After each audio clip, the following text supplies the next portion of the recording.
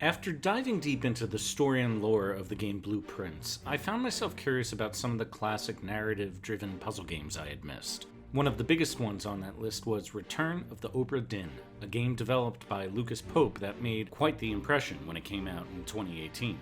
With Obra Dinn, much like Blueprints, what has stuck with me wasn't just the main plot, it was the way the game quietly builds emotional stories around characters who really don't get that much screen time. Through some incredible design and storytelling choices, these minor moments still manage to hit hard and give you a real fleshed out character. So in this video, I want to share what I think the best side stories are in Return of the Obra Dinn. The ones that happen in the margins of the game, but stick with you long after the credits roll. Number 1. Just a Boy. There are 3 midshipmen on the Obra Dinn: Thomas Lanky, Peter Milroy, and Charles Herstick. Midshipmen were officers in training, typically from privileged backgrounds. Think of them as interns who got the job because their parents were well connected. In the era that the game depicts, midshipmen were also incredibly young, often starting their work in their early teens, sometimes even earlier. They're just boys. The role of a midshipman is somewhat isolated. They hold authority over the crew, yet report to the officers, so they're in this awkward in-between state. It's not surprising, then, that we often see the midshipmen sticking together in the vignettes.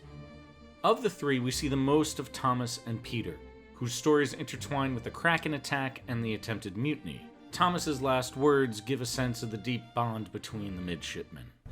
Tell Pete's mother I tried my best. Aye. To pull him back, to save him.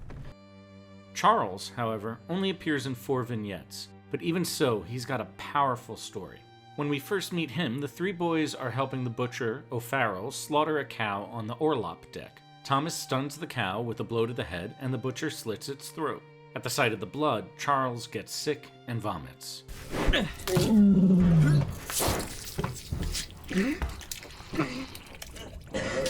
You all right there, sir? What? Never been on a farm, Charlie? And no, he's probably never been on a farm. And he's probably never seen blood spilled like that, or life taken, animal or not. He's young, and he's still figuring out what it means to be doing his work at this age. And in that moment, he shows weakness in front of his friends, in front of an experienced crew member. The embarrassment and shame must have been pretty bad. Charles's final moments come in Chapter 6. The mermaids, held captive in the lazarette, have summoned help, and the ship is boarded by 2 crab riders, monstrous creatures focused on freeing the mermaids and killing anything in their path. As one of them storms the orlop deck, the midshipmen are there to stop it. Peter lunges at the creature, which retaliates by hurling Thomas backwards. Charles throws a lantern at the beast, setting it aflame. Now on fire, the crab rider continues down the deck, and then, maybe because he thought his friend was in danger, or maybe just on impulse, Charles leaps onto the back of the creature, holding it down long enough for Peter to stab it. And Charles burns to death on the creature's back.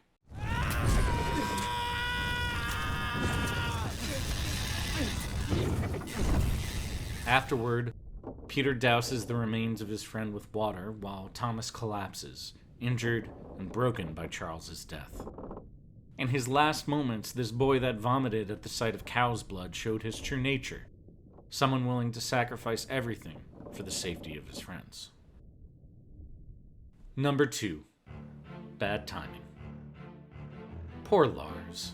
Maybe he was born under a bad sign, maybe he walked under a ladder before the voyage, I don't know. Whatever it was, he ends up in the wrong place at the wrong time in a bad way. Lars is a seaman, which basically means he's a grunt. He does whatever hard labor needs doing, wherever it needs to be done. As the Obra Dinn is getting ready to set sail, Lars is helping out lower some cargo into the ship's hold using a rope and pulley system. And it goes wrong. Wait! No! Tell me no! The cargo falls and crushes the skull of Samuel Peters, a fellow seaman. It also kills a stowaway who was trying to sneak onto the ship in a barrel. The cargo line snapped, an accident, but later in the voyage that won't matter. Lars's presence at Samuel's death has already sealed his fate. After the cargo incident, Lars mostly keeps to himself, or maybe everybody else avoids him. Either way, we don't really see him chatting or bonding with anyone, just doing difficult jobs and having bad timing. Bad timing, like being on main deck duty the night second mate Nichols and his mutineer buddies steal the Formosan chest and kidnap the royals, which leads to a head injury for Lars. A head injury that I'm sure felt great just a few hours later, when instead of resting, he was lifting a gigantic chest off of a lifeboat and down a flight of stairs. Being a seaman is not a good life. Later, during the storm, he's supporting the top men manage the sails when the crab riders board.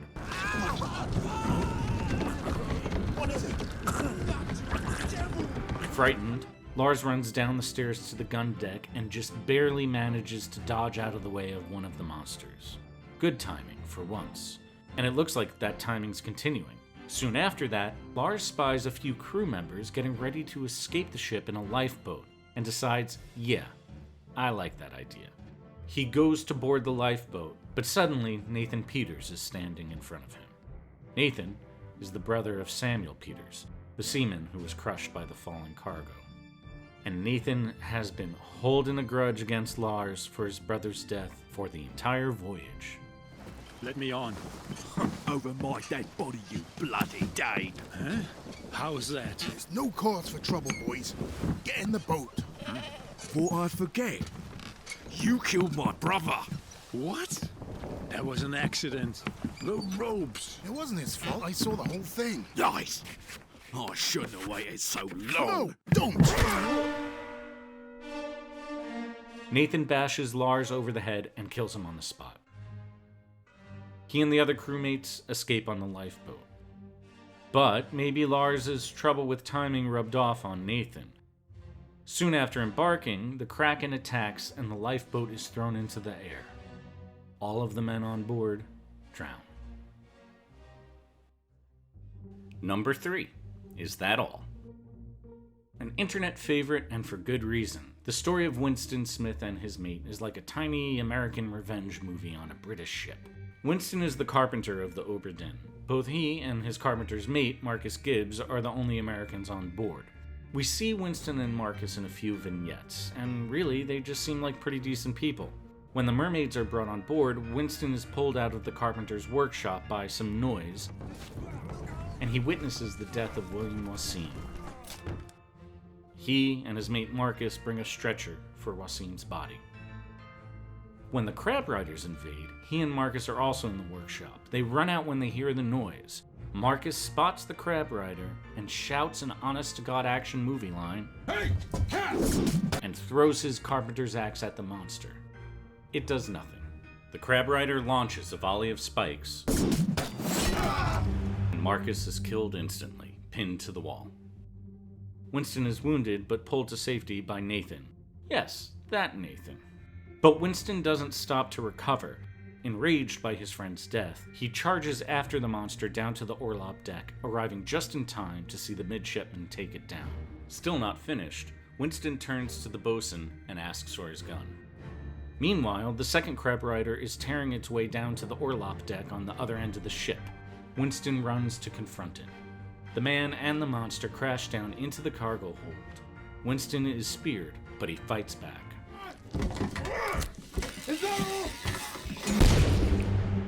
And in his final moments, he kills the crab rider.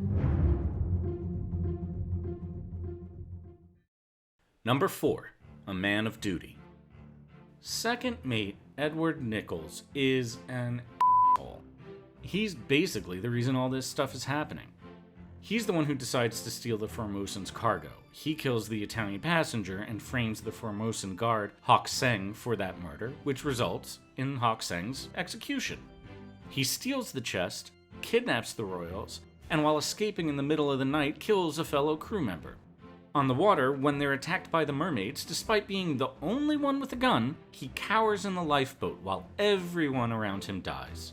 Then, he dumps the crew's bodies overboard, pulls the mermaids onto the boat, rows back to the Obra Dinn, and is like, "Hey, I got the treasure," and like, "Yo, I yield," and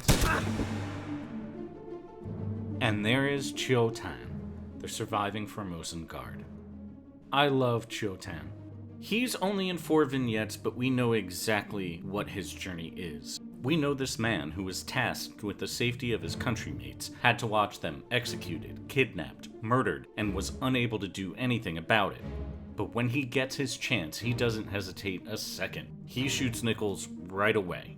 He knows that it is his responsibility to kill this traitor, out of vengeance for his countrymates and as punishment for the monstrosities that Nichols unleashed upon the crew. Chio-tan dies soon afterwards, but not before telling the captain who amongst all of them is really to blame. It's hard to argue that. There's a lot of other amazing storytelling on the Obra Dinn, but these 4 I feel best show off just how good this developer is at telling a powerful story with very little, with a gesture or an expression.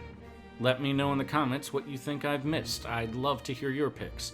And if you'd like to see more story videos and analysis, consider subscribing. I'm inching up on that important 1,000 subscriber mark, and every sub helps a ton right now. Either way though, I hope you enjoyed this video, and thank you so much for watching.